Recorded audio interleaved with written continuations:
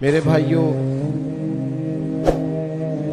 امام حسین رضی اللہ تعالیٰ عنہ کی مقدس عالی مرتبت پاک باز اور بلند رتبہ سیرت سے بہت سارے اسباق امت کو ملتے ہیں جس سے ہم اپنی زندگی کو سنوار سکتے ہیں، اپنے اندر نکھار پیدا کر سکتے ہیں، اپنے دن اور روشن کر سکتے ہیں اور اپنی راتیں مزید اللہ کے ذکر سے آباد کر سکتے ہیں۔ امام علی مقام رضی اللہ تعالیٰ عنہ کی زندگی کے پہلوؤں میں سے ایک بڑا پہلو یہ ہے کہ امام علی مقام نے اللہ کے حضور شہادت پیش کی ہے۔ شہادت کا بہت بڑا تعلق ہے دین اسلام کے ساتھ، بہت بڑا رشتہ ہے شہادت کا صحابہ کے ساتھ، اہل بیت اطہار کے ساتھ۔ اللہ نے دیا ہوتا ہے ہمارے پاس جو کچھ بھی ہوتا ہے، مال ہو، اولاد ہو، عزت ہو، رتبہ ہو، منصب ہو، وقار ہو، لیکن مشکل یہ آتی ہے کہ رب اپنی دی ہوئی نعمتیں ہی جب اپنے راہ میں خرچ کرنے کا حکم دیتا ہے تو بعض لوگ اس میں مشکل محسوس کرتے ہیں۔ اللہ تعالیٰ جو ہمیں دیتا ہے پھر رب کریم اپنے رستے میں خرچ کرنے کا کہے تو بعض لوگ الا ماشاءاللہ مشکل محسوس کرتے ہیں، لیکن رب کہتا ہے وَمِمَّا رَزَقْنَاهُمْ يُنْفِقُونَ، وہ جو میں نے نہیں تمہیں دیا اس میں سے میری راہ میں خرچ کرو، میں نے دیا ہے نا تمہیں۔ حضرت امام حسین رضی اللہ تعالیٰ عنہ نے اس بات کو اتنا عروج دیا کہ انہوں نے وطن بھی اس رستے میں قربان کیا، مال بھی اس رستے میں قربان کیا، اولاد بھی اس رستے میں قربان کی، اور جان بھی چونکہ رب کی دی ہوئی تھی تو انہوں نے جان بھی اللہ کے رستے میں قربان کر دی۔ میرے دوستو، یہ شہادت کا بڑا گہرا تعلق ہے خدمت دین کے ساتھ۔ یعنی نبی پاک صلی اللہ تعالیٰ علیہ وسلم جبل احد پر تشریف فرما ہے تو جبل احد وجد کرنے لگا تو حضور فرمانے لگے احد ٹھہر جا۔ حضور تشریف فرما تھے احد پر، جناب صدیق اکبر تھے، فاروق اعظم تھے، حضرت عثمان غنی تھے علیہم رضوان، تو محبوب فرمانے لگے احد ٹھہر جا، تیرے اوپر ایک نبی، ایک صدیق اور 2 شہید موجود ہیں۔ آپ اسلام کی تاریخ دیکھیں، شہداء سے بھری ہوئی ہے۔ شہادت پیش کر دینا یعنی جان ہی اللہ کے رستے میں قربان کر دینا۔ جان، ہم اپنی جان کے مالک نہیں ہیں، اس کا مالک ہمارا رب ہے، اس لیے کوئی اپنی مرضی سے مرے تو خودکشی حرام ہے، اور اس کے رستے میں چلا جائے تو اللہ شہادت کا درجہ عطا کر دیتا۔ یہ اس کے رستے میں جانی چاہیے۔ قرآن مجید فرقان حمید شہداء کی فضیلتوں کو جب بیان کرتا ہے تو بالکل ایک انوکھا مضمون اور ایک انفرادی نظم قرآن مجید قائم کرتا ہے۔ یعنی کچھ لوگ بدر میں شہید ہو گئے تو اب ظاہر ہے کہ جو رواج ہوتا ہے بات کرنے کا، ہمارے ہاں بھی اسی عرف میں بات ہوتی ہے، فلاں کا انتقال ہو گیا۔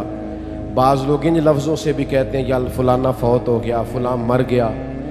ان جملوں سے جانے والوں کو لوگ تعبیر کرتے ہیں کہ فلاں آدمی رخصت ہو گیا، فلاں چلا گیا۔ تو بدر والے جب لوگ انہوں نے اپنی جان اللہ کے رستے میں پیش کی تو کچھ لوگوں نے کہنا شروع کر دیا فلاں چلا گیا، فلاں چلا گیا، فلاں انتقال کر گیا، اور بعض اللہ یہ بھی کہا فلاں مر گیا۔ تو یہی جملے روٹین میں ہوتے تھے جانے والوں کے لیے، تو اللہ کی غیرت نے گوارا نہیں کیا کہ میرے رستے میں کوئی جان دے دے اور لوگ کہیں مر گیا ہے۔ یہ ذرا انداز دیکھیے قرآن مجید کا، ترتیب دیکھیے، فرمایا وَلَا تَقُولُوا لِمَن يُقْتَلُ فِي سَبِيلِ اللَّهِ أَمْوَاتٌ، جو اللہ کے رستے میں انتقال کر جائے اسے مردہ نہ کہو۔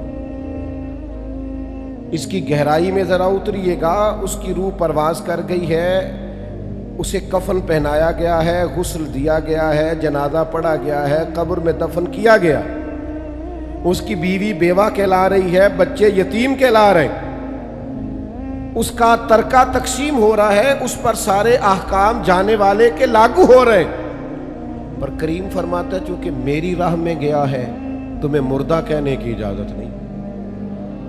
تو مالک مردہ نہ کہیں تو پھر وہ کیا ہے؟ فرمایا بل احیاء، بلکہ وہ زندہ ہیں.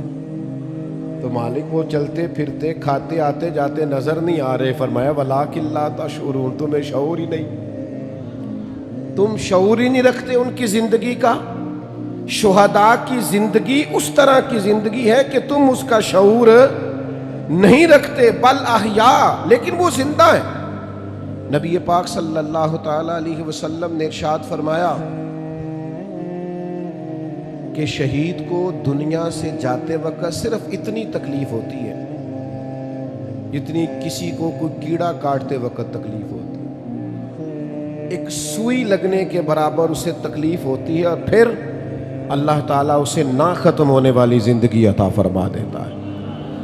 شہادت کی آرزو کرنا، میں آپ کی خدمت میں عرض کروں کہ جینے کی بہت زیادہ حرص رکھنا، زندگی کی بہت زیادہ طلب کرنا، مرنے کو جی نہ چاہنا، اسے قرآن مجید نے اہل یہود کا طریقہ کہا ہے. یہودی تھے جو بڑے حریص تھے، کہتے تھے ہمیں موت نہ آئے. اللہ کہتا ہے یہ مرنا نہیں چاہتے، یہ حریص ہیں زندگی پر. اور کون ہے مومنوں میں سے ایسا کون ہے جسے زندگی سے بڑا پیار ہو جاتا ہے، جو مرنا نہیں چاہتا؟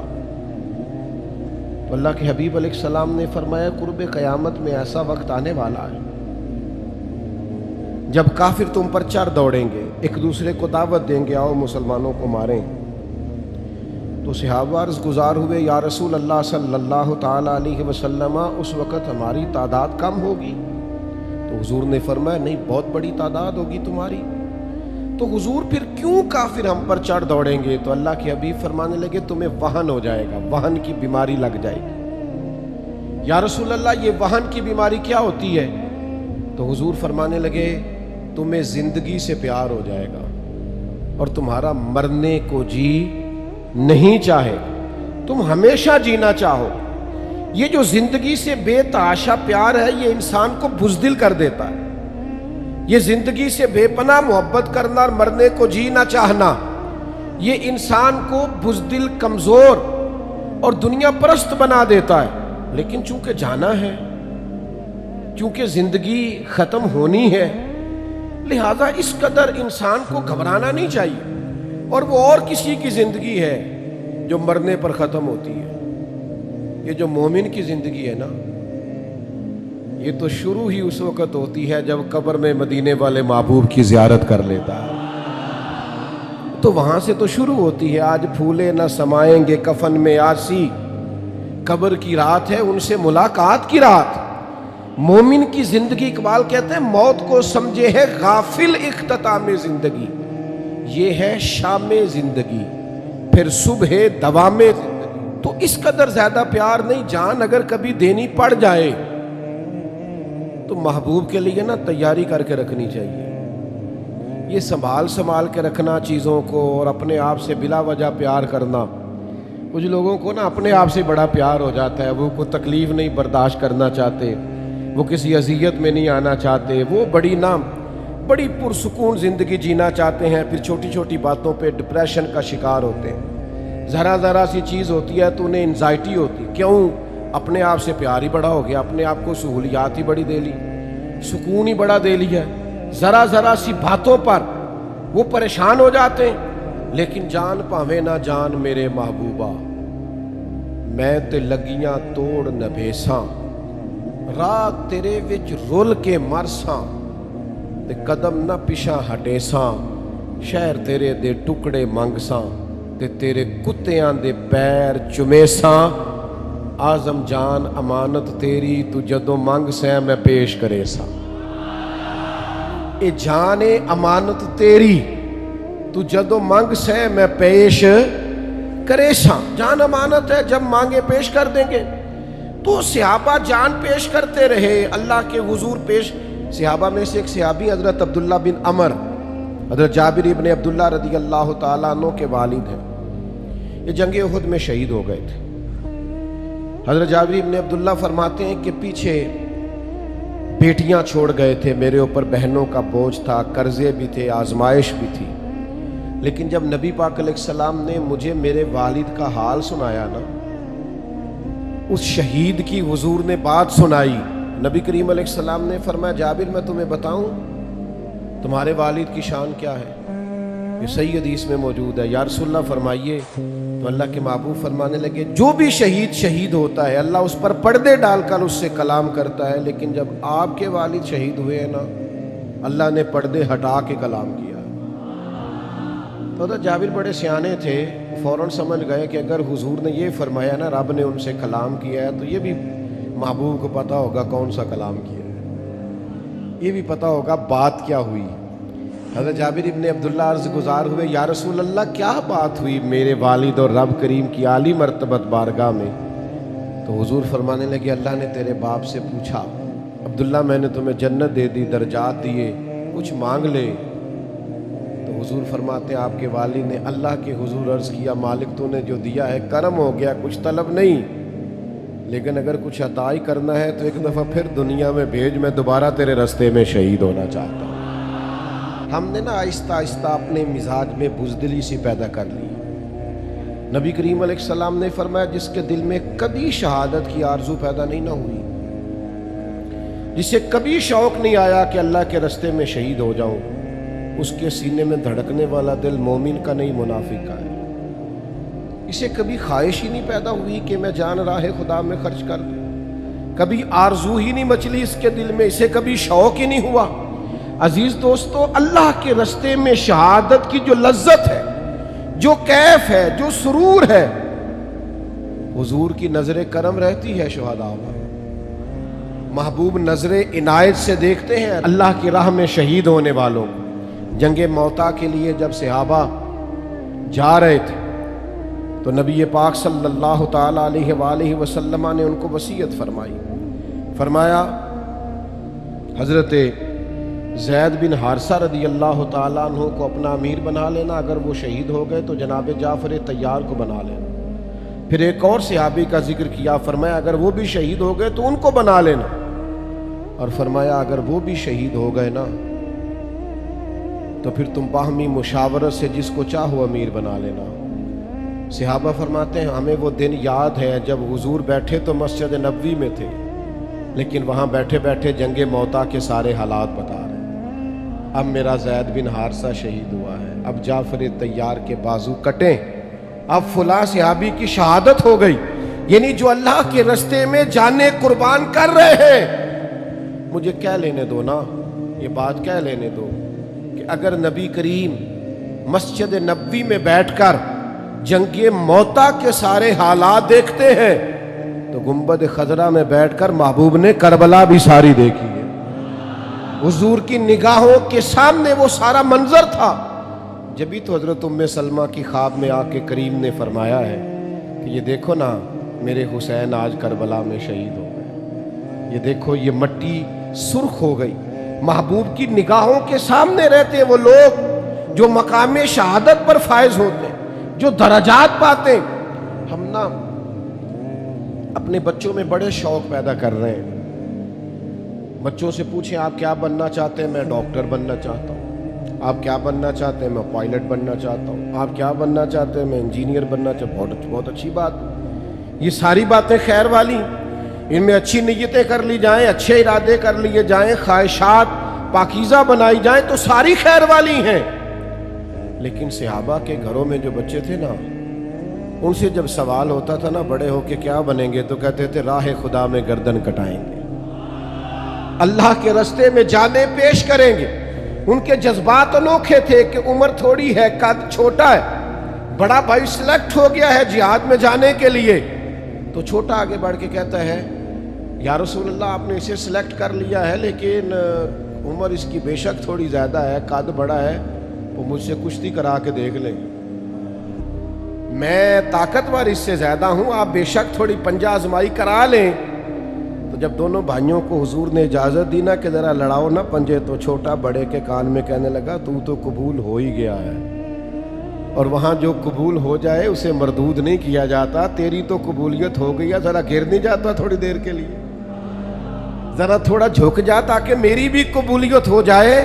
جب یہ جذبے مسلمانوں کے بچوں میں پیدا ہو تو پھر اسرائیل دندناتا نہیں، پھر امریکہ دندناتا نہیں، پھر کفر اس طرح سے مسلمانوں پر حملہ آور نہیں ہوتا، پھر مسلمان نعرہ تکبیر بدر میں لگاتے ہیں اور کیسر و کسرا اپنے محلات میں کانپ جایا کرتے ہیں۔ لیکن وہ ہمارے ٹھنڈے سی ہماری وہ سکون پسندیاں، آرام طلبیاں، اقبال کہنے لگے لہو مجھ کو رلاتی ہے جوانوں کی تن آسانی، میں خون کے آنسو رہتا ہوں جب اپنے جوانوں کی طبیعت اور مزاج میں آرام پسندی دیکھتا ہوں، سکون دیکھتا ہوں۔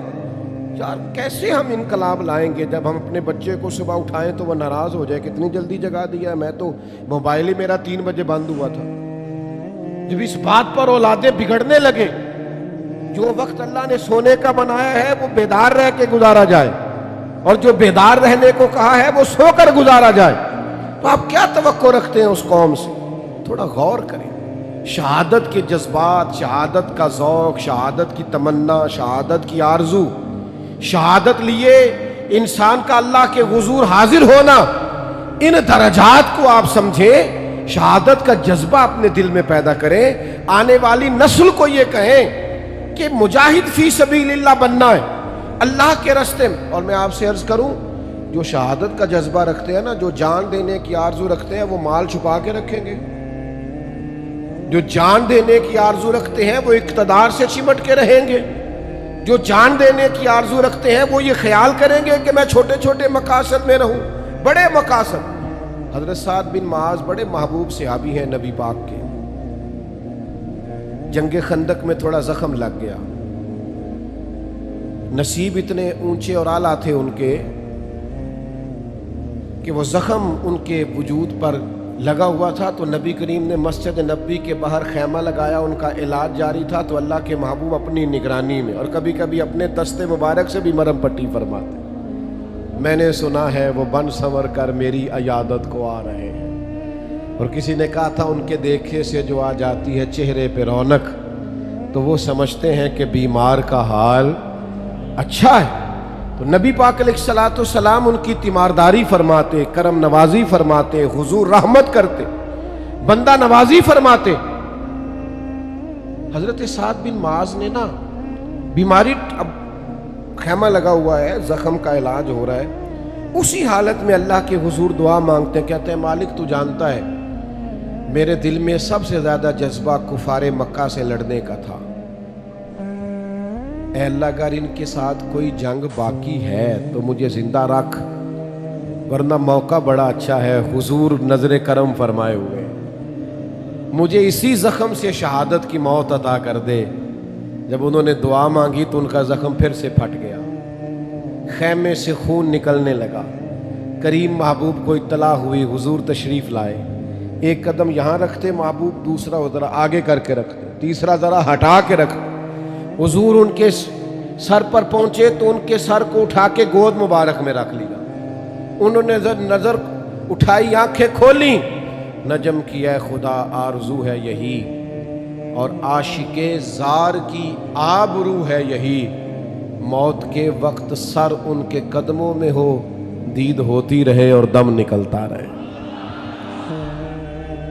اللہ کے حبیب صلی اللہ تعالی علیہ وآلہ وسلم نے ان کا سر گود میں رکھا، انہوں نے آنکھیں کھول دی، حضور کی زیارت کی، نبی پاک نے کچھ نصیحت فرمائی، حضور باہر تشریف لے گئے، تھوڑی دیر کے بعد روح پرواز کر گئی۔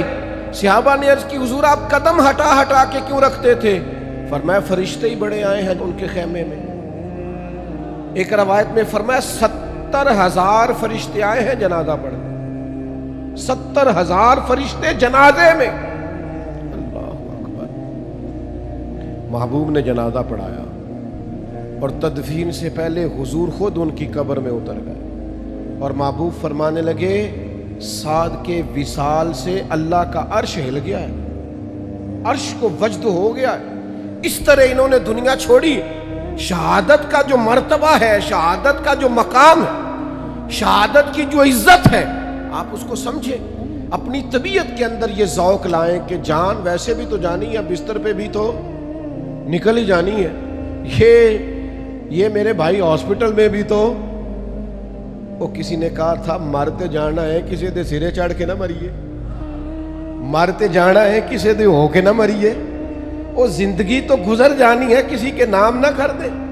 کیا اپنے آپ سے پیار کرنا، ہر وقت جینے کی آرزو کرنا ہے وہی تیرے زمانے کا امام برحق جو تجھے حاضر و موجود سے بیزار کرے اور موت کی شکل میں دکھلا کے تجھے جلوہ یار زندگی تیرے لیے اور بھی دشوار کرے، جو تیرا جینا مشکل کر دے، تیرا جینا مشکل۔ اور آپ اندازہ کریں ایک صحابی تھوڑی سی نا ٹانگ مبارک دبا کے چلتے ہیں، بظاہر جنگ احد میں 4 بیٹے لے کے آئے، اپنے 4 بیٹے، حضور یہ میرے چاروں قبول کر۔ جب وہ لوگ اللہ سے لیتے ہیں تو پھر نہیں گنتے، اور جب واپس دیتے ہیں میں 10,000 دیتا ہے مسیطے، اعلان کر دیو۔ میں ختم شریف پہ چلا گیا تو وہ کہنے لگے جی ہمارے والد انتقال کر گئے تو ہم ان کی طرف سے نا 50,000 مسجد کو دے رہے ہیں، ذرا اعلان کر دیں۔ میں کہ ابا کی دے گیا تو کئی دکانہ نے اور بھی کافی مال ہے، میں کہ انہیں بھی جان لگے مسیطے اعلان کرایا کہ انجی دے گیا ہے۔ نہیں انہوں نے تو، میں نے کہا آپ اس میں سے والد کے نام پہ 50,000 دے رہے ہیں، وہ بھی مسجد میں اعلان کرا کے۔ یعنی جب اللہ سے لیتے ہیں، کسی نے امام شافعی سے کہا کہ میں دینا چاہتا ہوں اللہ کے رستے میں پر کوئی مستحق بندہ نہیں ملتا، تو امام صاحب مسکرا پڑے، بعض لوگوں کے سوالوں پہ مسکرانا ہی چاہیے۔ وہ کہنے لگا حضور آپ مسکرائے کیوں؟ فرمانے لگے کمال ہو گئی ہے نا، تجھے مستحق بندہ ہی نہیں مل رہا خرچ کرنے کے لیے، تو بتا اللہ نے جو تجھے دیا تو اس کا مستحق تھا؟ تیری محنت اتنی ہے، تیری عبادت اتنی ہے، جب رب نے بغیر تیری مشقت اور محنت کے اپنے فضل سے دیا ہے تو بھی اللہ کے بندوں کو دیا کر، تو بھی دل کھولا کر۔ نبی کریم نے حضرت اسماء بنت ابی بکر سے کہا تھا اللہ کے رستے میں گن گن کے نہ دیا کر، اس کے راہ میں بے حساب دے، وہ بھی تجھے بے حساب ہی عطا فرمائے گا۔ تو میرے عزیزو یہ بات یاد رکھیں کہ جذبات ہونے چاہیے اس کے رستے میں خرچ کرنے، اپنی جان کا نذرانہ پیش کرنے کی ہر وقت خواہش ہونی چاہیے، انسان کے اندر جذبہ ہو، شوق، وارفتگی ہو کہ میں نے اپنے آپ کو پیش کر دینا اپنے رب کے حضور۔ اس میں بڑی تازگی ہے، اس میں بڑی لذت ہے۔ اور اس سارے عنوان کو، اس سارے نظریے کو پورا عروج دیا ہے تو امام حسین نے دیا ہے۔ علی کا گھر بھی وہ گھر ہے کہ جس گھر کا ہر ایک بچہ جسے دیکھو وہی شیر خدا معلوم ہوتا ہے۔ یعنی ہر ایک نے، وہ جنگ بدر کے موقع پہ نا جاسوس بھیجے تھے، ابو جہل نے کہا ذرا دیکھ کے آؤ مسلمانوں کی تعداد کیا ہے، تو جاسوس واپس گیا تو اس نے کہا 312 یا 313 لوگ ہیں اور ان میں سے بھی کچھ بچے ہیں کچھ بوڑھے ہیں۔ تو ابو جہل کہنے لگا جنگ کیا کرنی ہے، ان کو صبح گھوڑوں کی پشتوں پہ باندھ کے مکے لے جاتے ہیں، وہاں جا کے دیکھیں گے کیا کرنا ہے۔ تو جاسوس کہنے لگا ٹھہر تو صحیح، پوری بات تو سن، بندے 313 ہیں پر کسی ایک کا بھی واپس جانے کا ارادہ نہیں، جس کے پاس سے گزرے تھے مسلح پہ بیٹھا تھا اور شہادت کی دعا مانگ رہا تھا، کسی کا بھی لوٹ کے جانے کا ارادہ۔ حضرت عمر کہتے ہیں اللہ اپنی راہ میں شہادت کی موت دے، اور دے بھی اپنے محبوب کے شہر میں۔ انہیں مل گئی نا، مسجد نبی میں مل گئی۔ تو بھائی خواہش تو ہو، طبیعت تو ہو، آپ کا دل تو ہو، آرزو تو مچلے، آپ یہ ذہن تو بنائیں۔ ہمارا ارادہ نہیں ہوتا، ہم خرچ نہیں کرتے اپنی صلاحیتیں دین کے لیے۔ امام حسین نے جو قربانی دی ہے وہ بڑی انوکھی ہے۔ 6 مہینے کے علی اصغر کو بھی پیش کیا، چڑھتی جوانی علی اکبر کو بھی اللہ کے حضور پیش کر دیا، جناب عباس کو بھی پیش کر دیا گیا۔ اور ان سارے زخموں کے باوجود جب حسین ابن علی خود میدان میں نکلے ہیں تو روتے نہیں، ڈرتے ہوئے نہیں، سہمے ہوئے نہیں، پہلے انہوں نے مدینے والے محبوب کا دیا ہوا امامہ باندھا ہے، پھر انہوں نے اپنے والد کی ذوالفقار حیدری تھامی ہے، اور پھر وہ میدان میں آئے ہیں تو پورے دبدبے کے ساتھ انہوں نے خطبہ ارشاد فرمایا ہے، تو پھر پوری چہرے اور طبیعت کی پورے روب کے ساتھ پھر وہ میدان میں آئے ہیں تو ڈرے ہوئے نہیں، بہت سارا لشکر دیکھ کر وہ گھبرائے نہیں، معاذ اللہ تلوار نہیں پھینک دی، بلکہ ہمت کے ساتھ، دلیری کے ساتھ میدان میں نکلے ہیں، سناؤ اپنے بچوں کو قصے خیبر و خندق کے، کہانی سن کے حیدر کی دلوں سے ڈر نکلتا ہے۔ اور ایک شاعر نے مولا علی کی بارگاہ میں نذرانہ پیش کیا تھا، اس نے کہا تھا دیواریں ہلتی رہتی ہیں اور در کانپ جاتا ہے، علی کا نام سن کے اب بھی خیبر کانپ جاتا ہے۔ تو اپنے اندر یہ جذبات حسن پیدا کریں، اللہ کے حضور نظر پیش کرنے کا جذبہ پیدا کریں، اپنی طبیعت کو تازہ کریں، ہر وقت شہادت کی آرزو، ہر وقت اس کی راہ میں قربانی کا جذبہ، ہر وقت ارادہ اس کی بارگاہ میں کچھ نہ کچھ پیش کرنے کا یہ رکھیں۔ نبی پاک علیہ السلام کی بارگاہ میں نا ایک شخص نے آ کے کچھ مانگا تھا، تو حضور نے فرمایا یار بظاہر اس وقت تو کچھ موجود نہیں، یا میرے نام پہ قرضہ لے لے دکاندار سے۔ تو حضرت عمر عرض کرنے لگے حضور اللہ تو ہمیں اس کا پابند نہیں کرتا، ہے تو دے دو، نہیں تو ٹھیک ہے۔ تو حضرت بلال کہنے لگے یا رسول اللہ آپ بانٹیے، عرش کا مالک بڑا عطا کرے گا۔